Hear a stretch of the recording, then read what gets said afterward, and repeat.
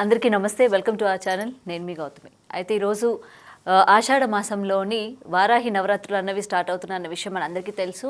అయితే వీటి గురించి ఎవరెవరు ఏ విధంగా చేసుకోవాలి, అసలు పూజా విధానాలు ఏంటి, వీటన్నిటి గురించి అయితే మనం తెలుసుకున్నాం. అయితే ఇంకా మనకి తెలియని విషయాల గురించి చెప్పడానికి ఈరోజు మనతో పాటు ఉన్నారు ప్రముఖ జ్యోతిష్యులు బ్రహ్మశ్రీ నందిబట్ల శ్రీహర్ శర్మ గారు. ఆయనతో మాట్లాడదాం. నమస్తే గురుగారు. వాగర్థావివ సంపృక్తౌ వాగర్థ ప్రతిపత్తయే జగతః పితరౌ వందే పార్వతీ పరమేశ్వరౌ. సదాశివసమారంభాం శంకరాచార్య మధ్యమాం అస్మదాచార్య పర్యంతం వందే గురుపరంపరాం.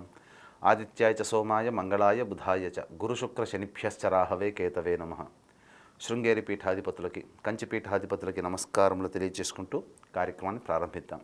గురుగారు, ఇప్పుడు ఆషాఢ మాసంలోని వారాహి నవరాత్రులు అన్నవి స్టార్ట్ అవుతున్న విషయం అందరికీ తెలుసు.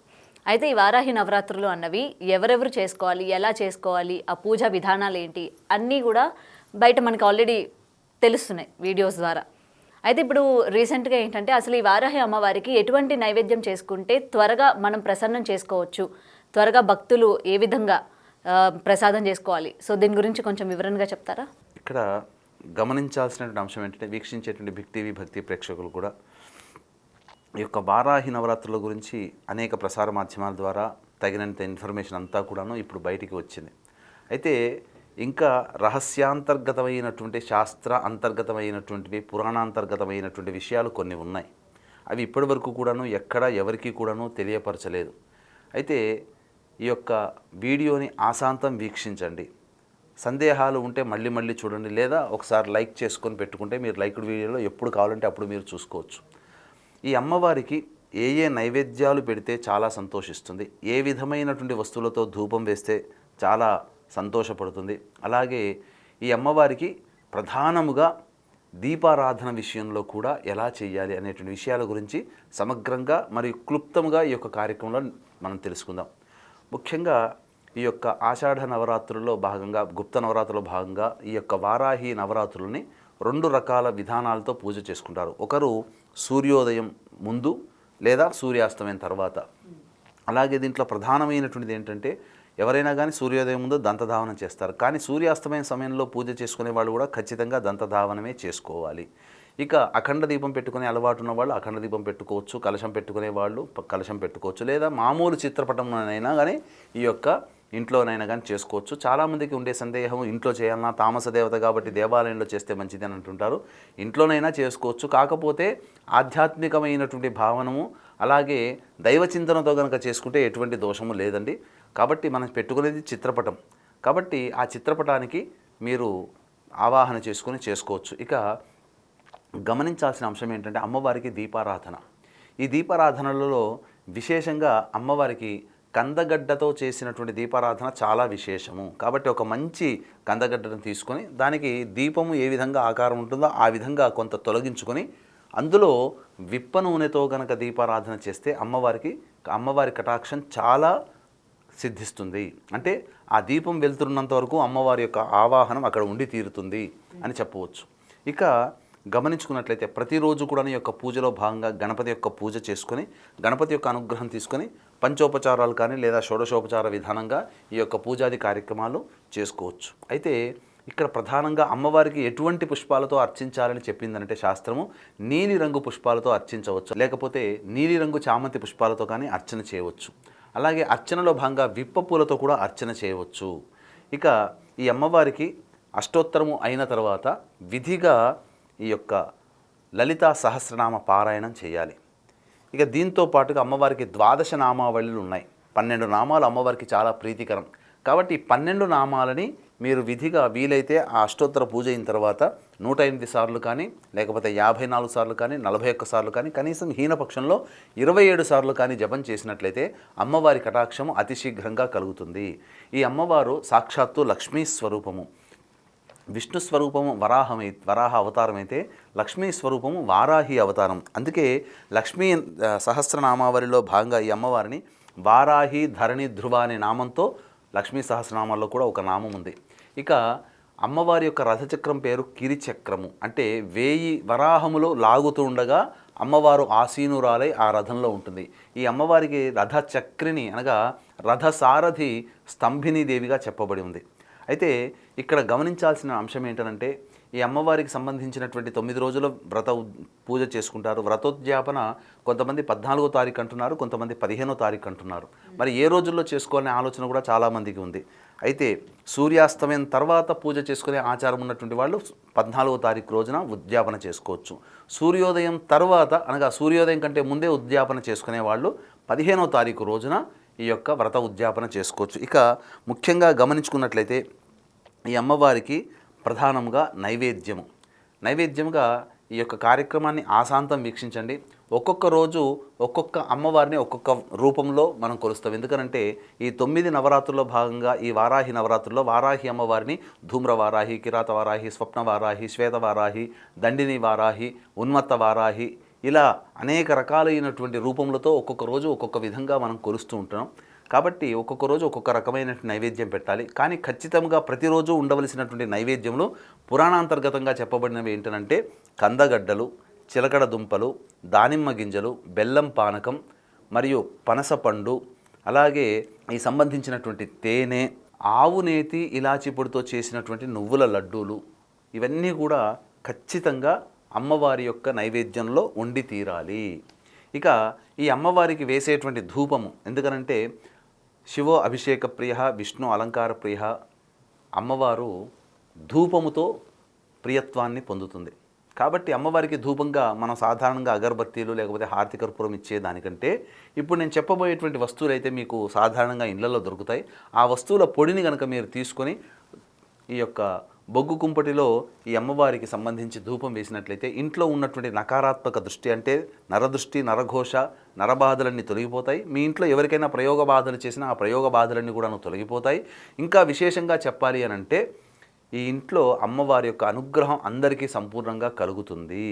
ఈ విధంగా ఏ ద్రవ్యాలతో మీరు ధూపం వేయాలి అని అంటే గుగ్గిలము, తెల్లదైనా నలుపుదైనా, యాలకుల పొడి, పసుపు పొడి, తెల్ల గురువింద గింజల పొడి, తెల్ల ఈశ్వరి వేరు పొడి, ఇది దొరికితే తీసుకోండి, లేకపోతే తెల్ల ఈశ్వరి వేరును పక్కకు పెట్టండి. ఇక తెల్ల జిల్లేడు పువ్వుల పొడి, మిరప పొడి, కారపు పొడి, శొంఠి పొడి, మైషాచి, ఈ యొక్క వస్తువులని మీరు తెచ్చుకొని వచ్చి ప్రతిరోజు ధూపం వేసినట్లయితే, ఈ అమ్మవారి పూజ చేసిన తర్వాత ధూపం వేసినట్లయితే తప్పకుండా ఈ అమ్మవారి యొక్క అనుగ్రహం సంపూర్ణంగా కలుగుతుంది. ఇక తాంబూలముగా చెప్పవలసినట్లయితే ఈ తాంబూలముగా తమలపాకులో పచ్చకర్పూరాలు, యాలకులు, లవంగాలు, జాజికాయ, జాపత్రి, జుబ్బాది ఇలాంటి సుగంధ భరిమలమైనటువంటి ద్రవ్యాలను ఇచ్చి తాంబూలంగా అమ్మవారికి సమర్పించవచ్చు.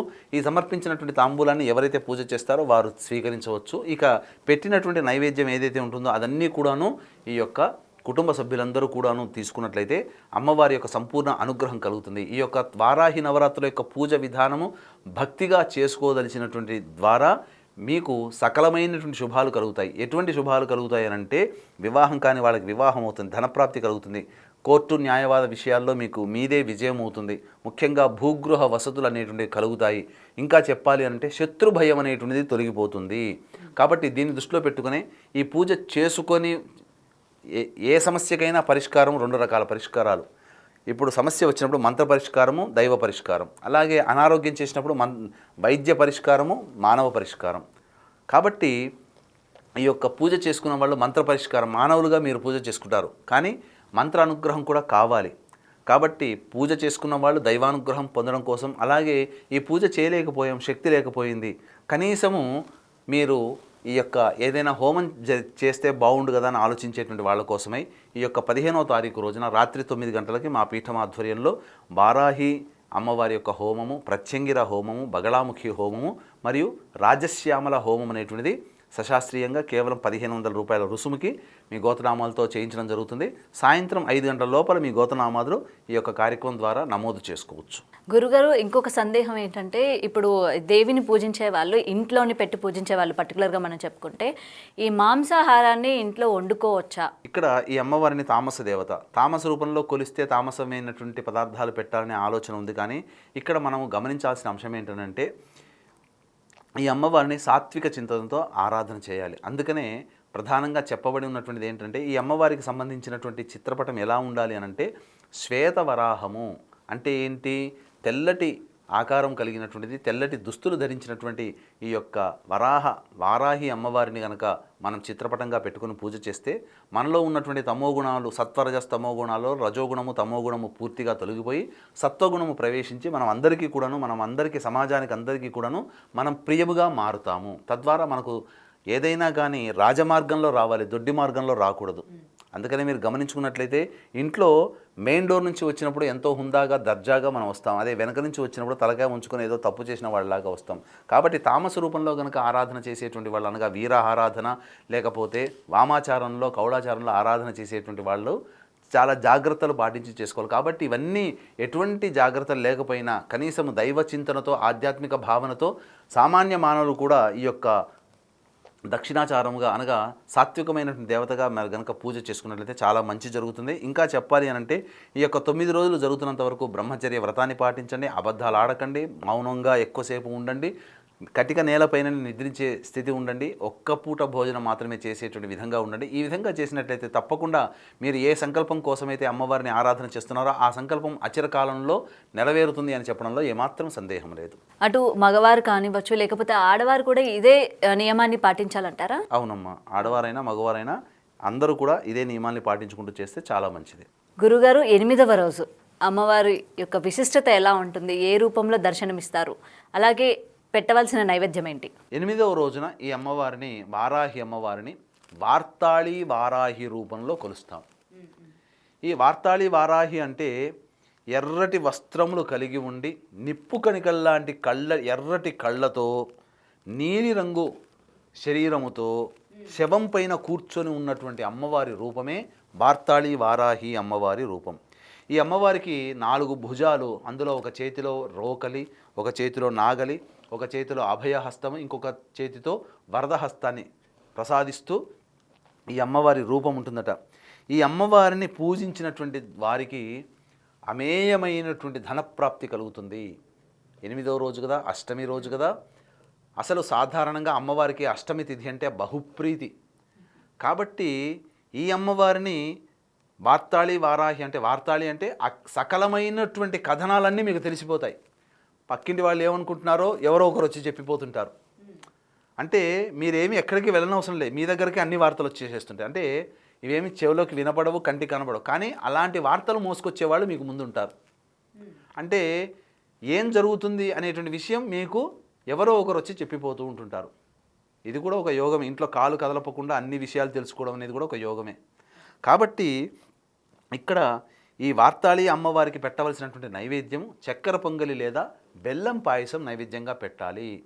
ఈ యొక్క వార్తాళి అమ్మవారిని 8వ రోజున వారాహి రూపంలో కొలిచినటువంటి వారికి ఆర్థిక సమస్యలు తొలగిపోతాయని చెప్పవచ్చు. హోమం చేసినా, పూజ చేసినా ఆర్థిక సమస్యలు, రుణబాధలు తొలగిపోతాయని చెప్పవచ్చు. చాలా చక్కగా వివరించి చెప్పారు గురువుగారు. ఇప్పటి వరకు ఏంటంటే దీని గురించి చాలామంది మాట్లాడారు, కానీ గురువుగారు మాటల్లోని మనకి ఏంటంటే వివరణగా, అంటే ఎటువంటి అవతారాల్లోని పూజించుకోవాలి, ఎటువంటి నైవేద్యం పెట్టుకుంటే మంచిది అని చెప్పి చాలా వివరంగా గురువుగారు అయితే మనందరికీ చెప్పడం జరిగింది. ఇంకా మీకు ఎటువంటి సందేహాలు ఉన్నా స్క్రీన్ మీద కనిపిస్తున్న నెంబర్కి కాంటాక్ట్ అవ్వచ్చు. అలాగే 15వ తారీఖున గురుగారు నిర్వహిస్తున్న వారాహి హోమంలో కూడా పార్టిసిపేట్ చేయవచ్చు. ధన్యవాదాలు. సర్వం Shri Umamaheshwara పరబ్రహ్మార్పణమస్తు. For more videos like this, subscribe Big TV channel.